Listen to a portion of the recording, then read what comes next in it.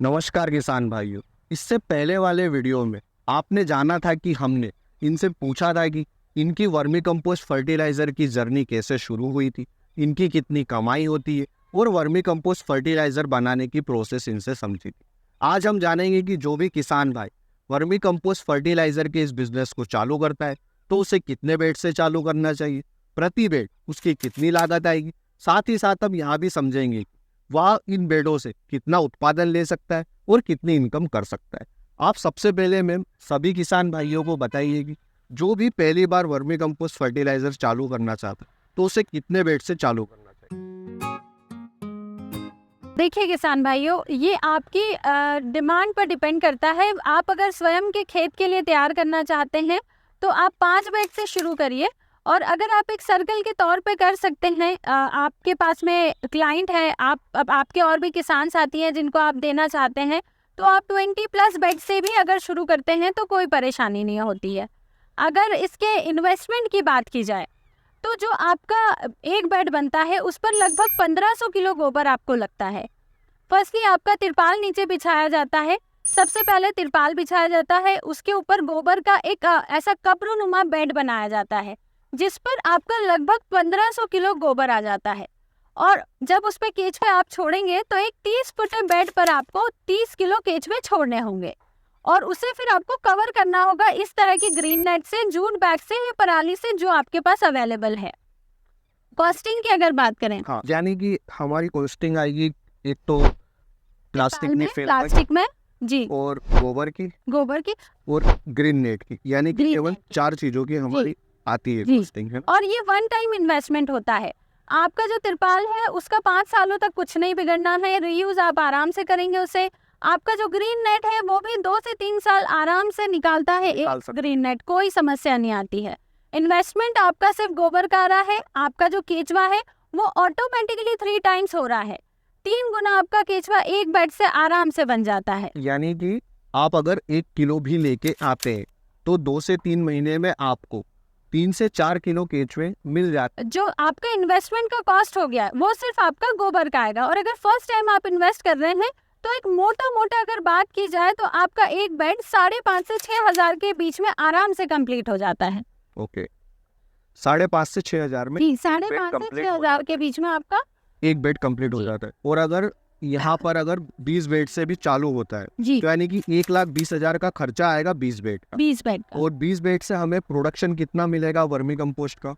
60% जो आपने जितना गोबर उसमें डाला है, जैसे मान लीजिए आपने 1500 किलो गोबर जो डाला है एक बेड पे, हाँ। उसका 60% आपको वो कंपोस्ट में कन्वर्ट करके दे देगा। 700 से 800 किलो आप उसमें से आराम से खाद निकाल सकते हैं और जो केचुआ है वो आपका 3 गुना हो चुका है। यानी कि एक बेड से आपको 700 से 800 केजी के आसपास तक वर्मी कंपोस्ट फर्टिलाइजर मिलेगा। अब अगर हम इसे 20 से मल्टीप्लाई करके देखते हैं, यानी कि आपको 20 बेड से 140 क्विंटल के आसपास तक वर्मी कंपोस्ट मिलेगा। और अगर आप इसे 7 रुपए किलो के हिसाब से बेचते भी हैं तो आपकी 98,000 तक की इनकम होती है। और यह पूरे साल की है या मैम एक ही बार? साइकिल का है सर, एक ही साइकिल का। यानी कि 98,000 की आपकी 3 बार और इनकम होगी। यानी कि आप एक साल में 20 बेड से 3 से 4 लाख की इनकम कर सकते हैं और हमारा खर्चा 1,20,000 के आसपास ही आएगा। यानी कि सीधा सीधा हमें 3 गुना तक आमदनी देखने को मिलेगी और 2 से 2.5 लाख का प्रॉफिट बड़ी आसानी से मिल जाएगा जी। वर्मी कंपोस्ट फर्टिलाइजर बनाने के लिए हम बेड का मेंटेनेंस किस प्रकार से करें? बेड में ध्यान रखने वाली चीज जो होती है सबसे मेन होता है वाटरिंग। आप इसमें पानी का ध्यान रखिए, उसके अलावा आपको 25 दिन तक इस बेड को कुछ नहीं करना होता है। एक बार आपका सेटअप जम गया है, हाँ। उसके बाद में आपको सिर्फ इसमें रेगुलर वाटरिंग करवाना है। रेगुलर से मतलब ये नहीं है कि हमें डेली पानी डालना है, वो डिपेंड करता है मौसम के ऊपर। कई बार बारिश में आप 2-2 हफ्ते तक भी पानी नहीं डालते, कोई प्रॉब्लम नहीं, ऑलरेडी उसमें पानी आ रहा होता है। और कई बार गर्मियों में ये स्थिति हो जाती है कि आपको मॉर्निंग में भी पानी देना पड़ेगा, शाम को भी पानी देना पड़ेगा। तो जब आप शुरू कर रहे हैं तो आप कैसे पता करेंगे कि अभी बेड को पानी की जरूरत है या नहीं है? आप नॉर्मली बेड को ओपन कीजिए, उसमें हाथ डाल के देखिए। बेड कूल होना चाहिए, ठंडा होना चाहिए। थोड़ा भी अगर उसमें हीट बन रहा होगा तो आपको उस पर तुरंत पानी का छिड़काव करवाना पड़ेगा। इससे जो हमारे वॉर्म होल रहते हैं जी उनको कुछ नुकसान होता है जी, अगर बेड में हीट बन रहा है तो केचुए के मरने की संभावना बढ़ जाती है। वैसे केचुआ एक ऐसा प्राणी है जो सबसे ज्यादा एडजस्ट कर लेता है, सबसे ज्यादा सर्वाइवल रहता है उसका। बट जब हीट पड़ती है ना तो वो खुद भी उस चीज को ज्यादा टॉलरेट नहीं कर पाता है। तो सिर्फ आपको मेंटेन करना है, तो सिर्फ आपको उसका मॉइस्चर मेंटेन करना है, नमी मेंटेन करनी है बेड में 25 डेज तक, उसको उसके अलावा कुछ नहीं चाहिए। 25 दिन बाद से आपका खाद का उतार स्टार्ट होता है। पहला उतार आप 25 से 30 दिन के बीच में आराम से ले सकते हैं। कैसे पता चलेगा कि पहला उतार आ गया है? जब आप देखेंगे तो उस पे 3 से 4 इंच की चाय की पत्ती जैसी लेयर बन जाएगी। जी, वो लेयर बन जाएगी, मैं आपको दिखा देती हूँ।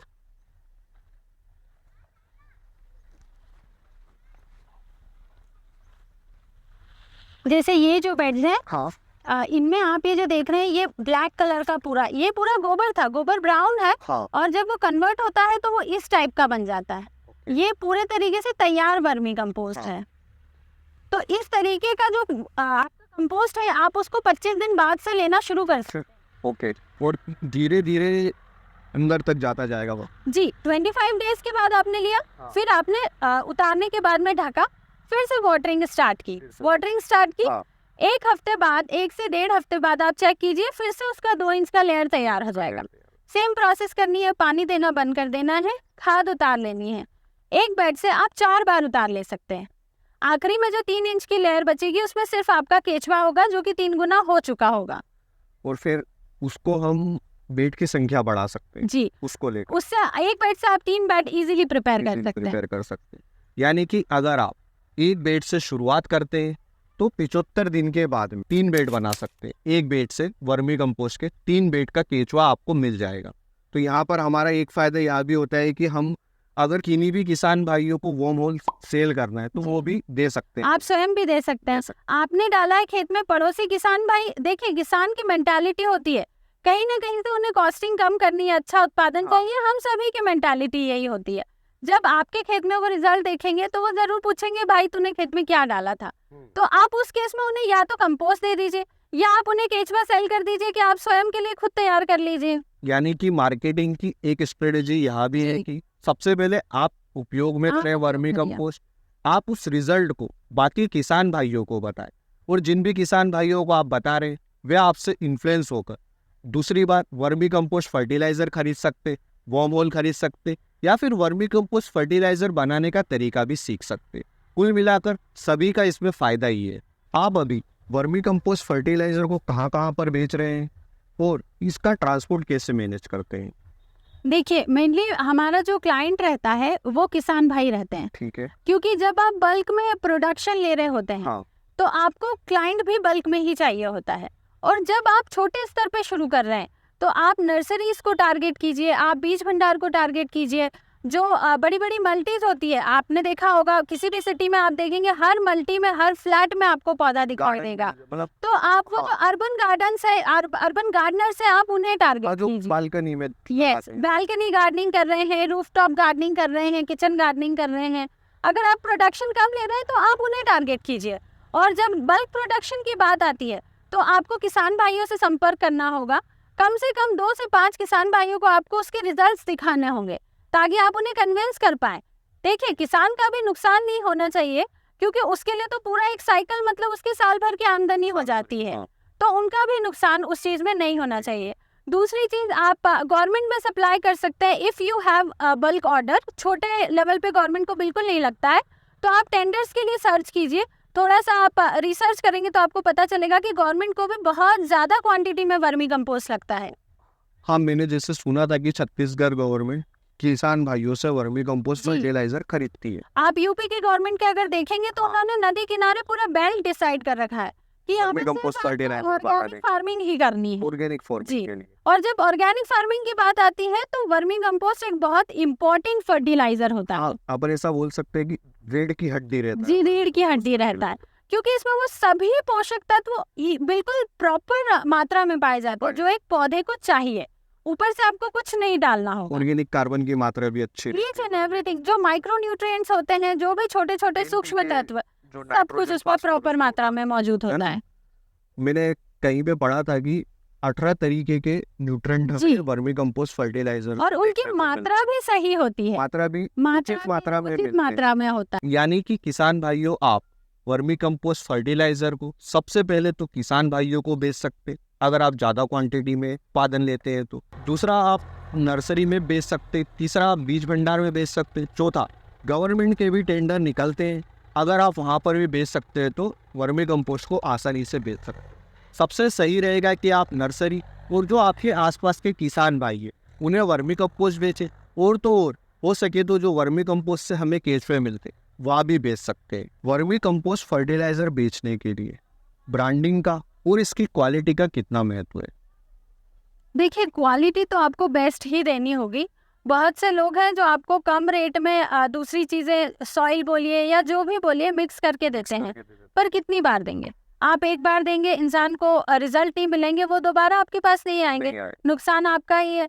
वन टाइम में आपका क्लाइंट आपसे चला गया। तो जो क्वालिटी है वो तो आपको बेस्ट ही देना होगा। बेस्ट से भी बेहतर अगर वो कुछ और एक्स्ट्रा डिमांड कर रहा है तो आप उसे वो भी करके दीजिए। यानी कि अगर कोई एक बार हमसे वर्मी कंपोस्ट खरीदने आता है तो उसे इतनी अच्छी क्वालिटी देना है कि वो दूसरी बार भी Exactly. हमारे से ही वर्मी वो कंपोस्ट दूसरी बार फर्टिलाइजर आप ही के पास आए, उसे हमारे दूसरी जगह ढूंढना ना पड़े।